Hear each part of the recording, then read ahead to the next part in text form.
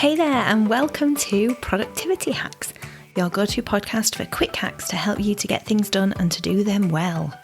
I'm Jasmine, your host, productivity coach and consultant, and my mission is to help people increase their productivity so that they have time for what really matters.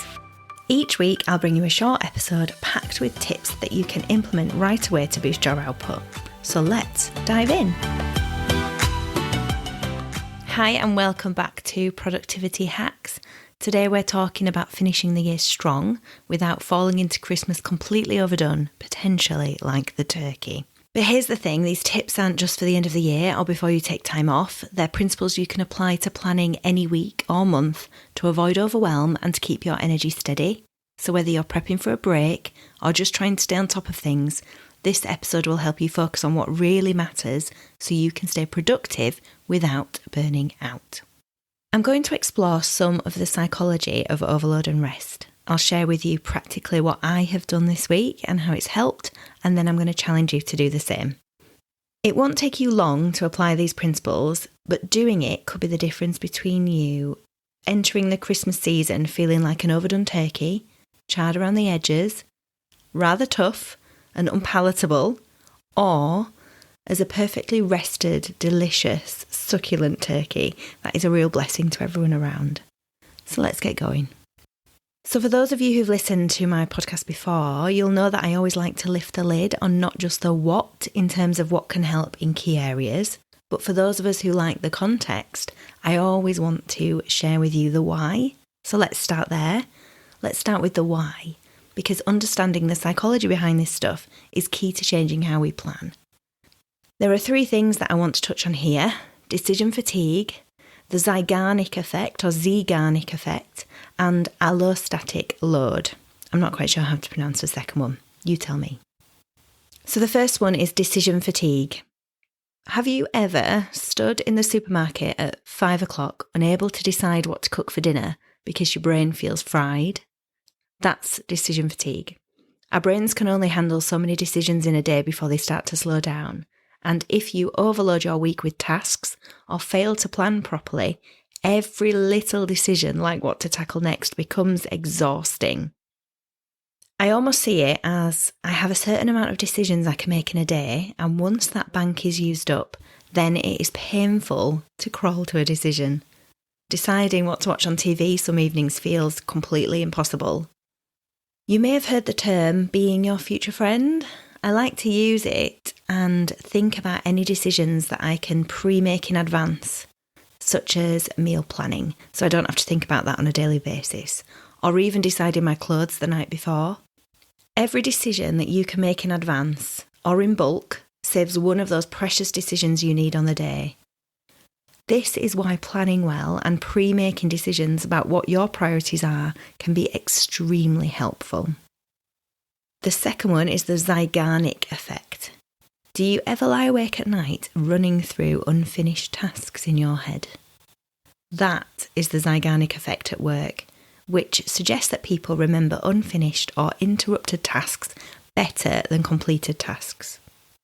These unfinished tasks create mental clutter because your brain keeps holding on to them, like a browser on your computer with 50 tabs open.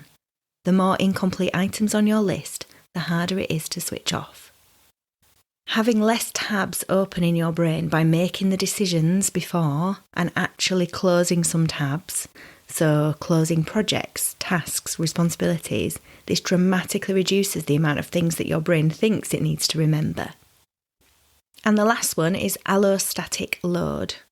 Have you ever powered through a busy period at work only to feel unwell the moment that you take a break? That's allostatic load. Your body's stress response system working overtime. When we don't build in rest or recovery, stress accumulates.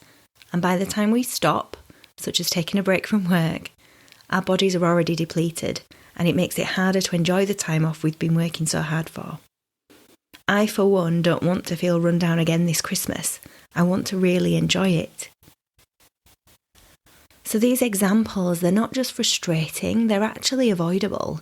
And the solution is to plan smarter, focus on less, and protect your energy. When you take control of your workload and build in rest, You allow your brain and body to work at their best, which is what I have been attempting to do this week, and I strongly encourage you to do so as you prepare for any time off, or you can even adopt these principles every week so you can enjoy your weekends. Okay, so what have I been doing this week? I have been putting these principles into action to avoid hitting Christmas completely wiped out. I don't want to be sprinting as fast as I can with work, pushing myself to do all the things, as well as all the things that come with having primary school age family and the Christmas events that take priority, but can feel like an immense burden if not managed right in the midst of everything. I don't want to collapse over that finish line when I finish for Christmas, unable to get up and celebrate with my family and friends. I want to finish with energy to spare, knowing that the main things have been done and I can close all the work tabs in my brain and on my computer and completely switch off. So this week I have done 5 things. Number 1, I mapped out my time. I worked out how much time I actually have left this year, not just in days and weeks, but in real, usable hours. This gave me a clear picture of what's realistic. I made sure key things were in the diary for work and home, so I had that clear picture of actually what time I had. Then number 2, I did a brain dump, which basically is that, dumping everything from your brain. I wrote down everything I wanted to do before Christmas, from work projects to personal goals, and I got it out of my head. Getting it out of your head makes it easier to see what you've got on and then what truly matters, which brings me on to point 3, set my priorities. So that's what I did. From that big brain dump, which was so cathartic, I chose what's most important. I thought about what I wanted to feel like when I finished for the Christmas break and what I needed to prioritise, work and home. So my kids, their Christmas events, the school things I need to remember, and I'm going away for the weekend with family, so this leaves less home time for all the home things. So what I did was I created a list of my top priorities from this brain dump and I've stuck that on my wall. It's not very pretty, but it's very functional. I also know that I probably have planned too much, so I have planned it in order, so that I know the top ones are the ones that I need to do first. On this list, I've put my top priorities for me personally, so I don't crawl over that finish line. Things like not working in the evenings and spending more and more time to get through the work list. I know I need to go on walks, I need to move my body, and I know it's important to spend time with my kids and my husband, and also my cats. So, on my priority list, my top 2 things that I want to focus on before Christmas are this podcast, because this is so key to me. I love doing it. I love sharing with you guys, and I want to write and record enough episodes to see me through to mid-January. I don't want to worry about this podcast while I'm off work. I don't want to feel like this thing that I love becomes a burden. So that is why it is my number 1 priority. My second is some consultancy work that I'm currently doing with an incredible charity, and I want to dedicate most of my time after my podcast to that. Having this list has helped me make some great decisions because I could cancel things that are taking me away from my top 2 priorities. I can say no to things or not now to some things, to those new opportunities that look great, but I know I don't have time for. It has made some of the decisions for me in advance, and I'm clear about what I need to say yes to. My 4th point is that I have been flexible. I also had other goals in my top priority list at first, but I've already had second thoughts about my capacity. For example, I wanted to completely finish my coaching qualification now that I've done all the coaching hours I need to. This has been a bit of a slog. I started working towards my ILM Level 7 in executive and senior level coaching in early September 2023. I've committed hours and hours and hours, hundreds of hours to this qualification with the live training, with all my work before the training, my reflections, my notes. I've done a big essay already that took forever. And I've completed 72 hours of free coaching with senior executives, plus the reflections, the notes, and the critical analysis of my work. So as you can see, I've spent a lot of hours on this, hundreds and hundreds. I want to get it done and ticked off. Finishing involves 2 big final assignments, and I thought I'd like to get them done before Christmas. On reflection, I just don't have the time, not with focusing on my podcast and the consultancy work, which are my priorities. So I've decided I want to complete the first assignment, and I'm pretty much there with that, and then I'm going to aim to do the final bit in January. However, I know I need to stay flexible, and I may just shelve this idea and do both in Q1. It is my own personal deadlines that are spurring me on. There's no other deadlines that have been set. And I had a great catch up with those on my coaching cohort on Thursday, and that really helped me work out my capacity. So if you're listening, thank you guys. The important thing there is keeping flexible and figuring out if I do have the time to do this or if I'm taking on too much, and actually what are my main priorities, keeping going back to that. The other thing that I did was look at 2 other bigger projects that were on my original list of things that I wanted to complete. And I have realised I do not have capacity to do this. So instead of completing them, finishing them before Christmas, my new goal is just to start them, because I know that I want to have a little look at them, break them down into those smaller steps, and that means in January I can hit the ground running with them and start January with clarity rather than overwhelm in those 2 areas. If the next few weeks throw me some curveballs, I promise to myself that I will be flexible with my priorities and my plan. The other thing that's helped me here is I loosely mapped out my main projects for next year, and this helped in saying not now to things. So I'm not saying no to things, I'm saying not now. So I'm particularly looking at Q1. It's all very flexible because I'm in charge, but having a high level view helps me feel grounded, and it means that if I'm saying no to something now, I can put in the plan for the new year. And number 5, I am trying to build in rest.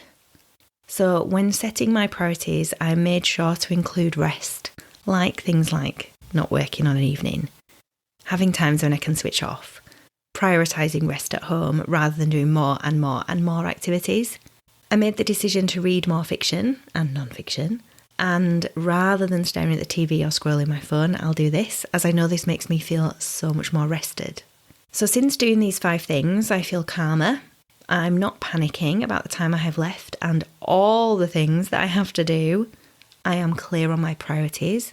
I have closed down the tabs in my brain I need to, or when they pop up again, closing them down until the time is right. I have pre-made decisions to save that decision fatigue, and I'm making steps to ensure that I don't build the stress in the next 3 weeks and then collapse into Christmas and end up feeling unwell.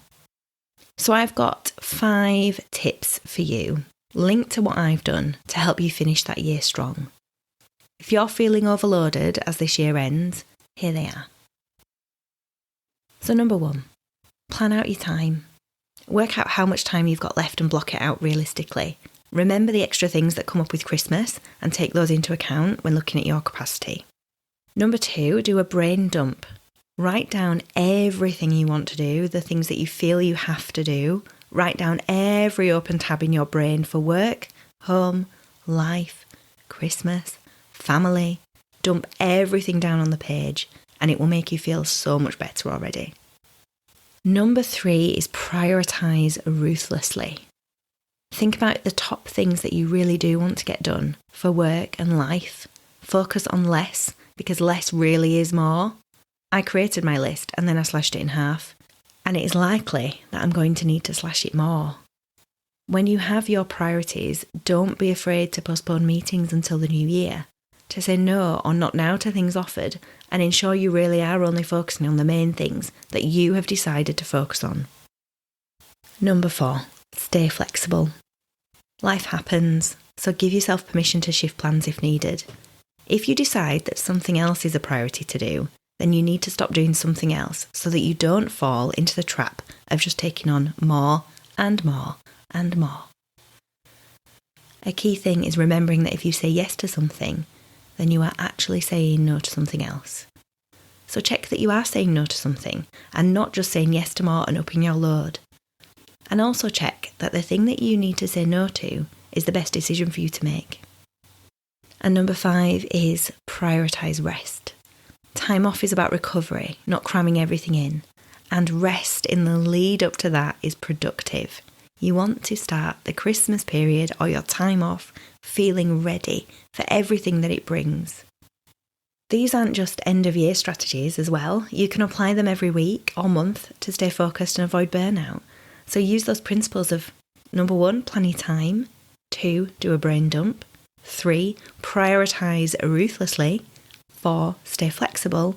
And 5, building rest as you plan your weeks or you plan your months. It honestly really, really helps. By using these principles regularly, you'll stay ahead of the overwhelm and you'll feel more in control, whether it's an ordinary week or a lead up to a big event or time off. So here's your challenge this week as you prepare for your next break or even next week. Try this. Number 1, map out all your time that's really available to you and be truthful to yourself.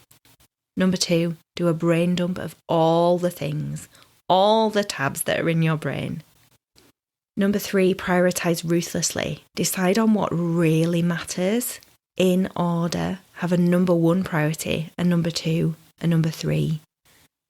Make sure they really, really matter. Promise to yourself that you will keep flexible if needs be.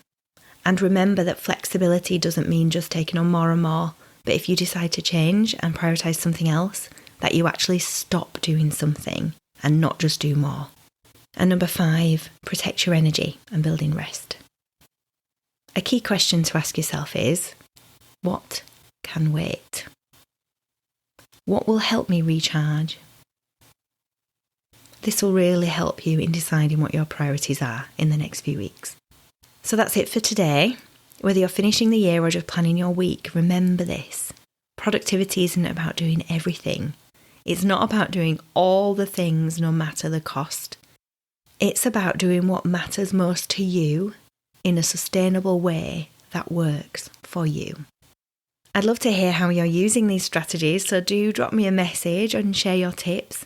Please share this podcast with a friend or colleague, and if these episodes are helping you, I'd love it if you took a minute to rate and review the show so that others can find me.